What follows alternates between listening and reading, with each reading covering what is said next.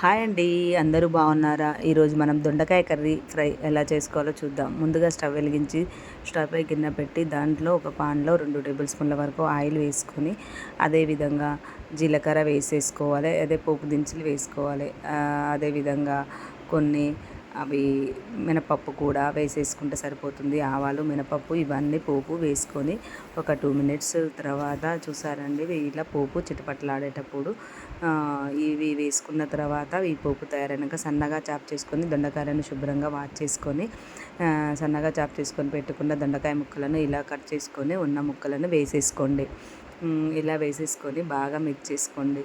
ఈ ఆయిల్ అనేది పర్ఫెక్ట్గా పడుతుంది. అదేవిధంగా 1 టేబుల్ స్పూన్ అంతా ఫస్ట్ కొద్దిగా మనము సాల్ట్ని వేయడం వలన ఈ దొండకాయ ముక్కలకు పర్ఫెక్ట్గా పట్టి ఈ దొండకాయ ముక్కలు అనేవి ఈవెన్గా కుక్ అవుతాయి. దొండకాయ ముక్కలకు సాల్ట్ మంచిగా పడుతుంది కాబట్టి మనం ముందుగా సాల్ట్ వేసుకుంటే చాలా చాలా బాగుంటుందండి. మీరు ఒకసారి ఇలా ట్రై చేయండి. అదేవిధంగా 1 టేబుల్ స్పూన్ అంత పసుపును కూడా వేసుకొని నేను వీడియోలో చూపించిన విధంగా ఇలా మిక్స్ చేసుకోండి. ఈ దొండకాయ అనేది చాలా హెల్త్కి మంచిదండి. ఇది మనము ఎలాంటి సిజేరియన్స్ అవి ఇవి అయినా ఈ దొండకాయ కర్రీ ఖచ్చితంగా పెడతారండి.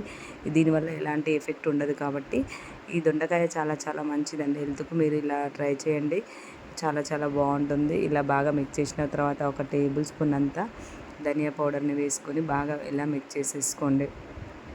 ఇలా మిక్స్ చేసుకొని దొండకాయ ముక్కలు అనేవి బాగా ఆయిల్లోనే ఫ్రై అయితే చాలా బాగుంటుందండి. లేకపోతే కొంచెము కచ్చిగా ఉంటాయి, నవిలినప్పుడు వేరే తిరిగి అందుకనే దొండకాయ ముక్కలు అనేవి ఆయిల్లో ఫ్రై అయితేనే చాలా టేస్ట్ ఉంటుందండి.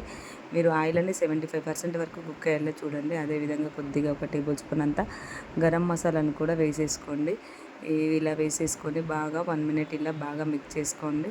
చూడండి, పైన ఆవాలు, జీలకర్ర అవి కనిపిస్తుంటే చాలా భలే అనిపిస్తాయండి. తింటుంటే కూడా మనకు చాలా చాలా బాగుంటుంది. ఇలా మిక్స్ చేసేసుకొని 1 టేబుల్ స్పూన్ అంత అల్లాన్ని కూడా వేసేసుకోండి. అదేవిధంగా మనము కారాన్ని రుచికి తగినంత 1 టేబుల్ స్పూను, నేనైతే టేబుల్ స్పూన్ వేసుకుంటున్నాను. మీరు కొద్దిగా ఎక్కువ తినే వాళ్ళైతే ఎక్కువ వేసుకున్న కారం సరిపోతుందండి. ఇలా వేసేసుకొని మిక్స్ చేసేసుకోండి.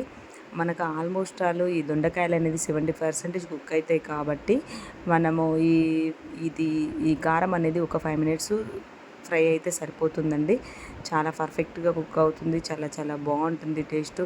ఇది రైస్లోకైనా రైస్లోకైనా టిఫిన్లోకైనా అదే చపాతీలోకైనా చాలా చాలా బాగుంటుంది.